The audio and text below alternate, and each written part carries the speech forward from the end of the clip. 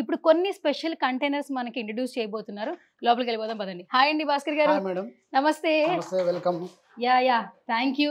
So నిజంగా నేను ఒక ఏంటి సింగిల్ బెడ్రూమ్ లోకి వచ్చి మంచి కలర్స్ ఫినిషింగ్ వర్క్ అపార్ట్మెంట్ లో ఫ్లాట్ లాగా ఉంటుంది. ఫ్లాట్ లాగా ఉంది యాక్చువల్లీ. ఓకే, ఇది ఎంత హాల్ లాగా తీసుకున్నాడు మేడం. మనకు వచ్చేసి 12/30 కంటైనర్. అచ్చా 12/30 లో అటు సైడ్ వచ్చి మనకు 10 ఫీట్ బై 8 ఫీట్ ఒక బెడ్రూమ్, దానికి అటాచ్ 4 ఫీట్ లో 10/4 ఫీట్ కిచెన్ ప్లాట్ఫామ్ వస్తుంది. ఓకే. తర్వాత దీంట్లో అటాచ్ బాత్రూమ్స్ వచ్చినాయి 6x4 రెండు.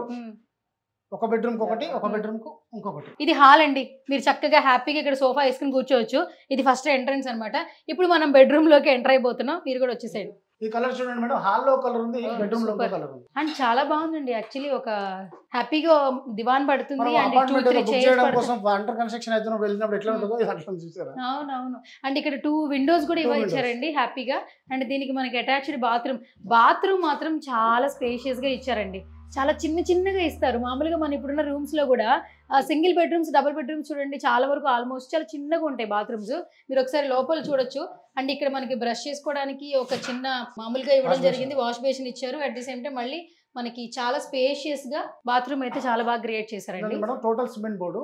ఇంతకుముందు చూసిన కంటైనర్లోనేమో ఎల్లు పట్టీలు వస్తున్నాయి. ఇది ఓన్లీ సిమెంట్ బోర్డ్.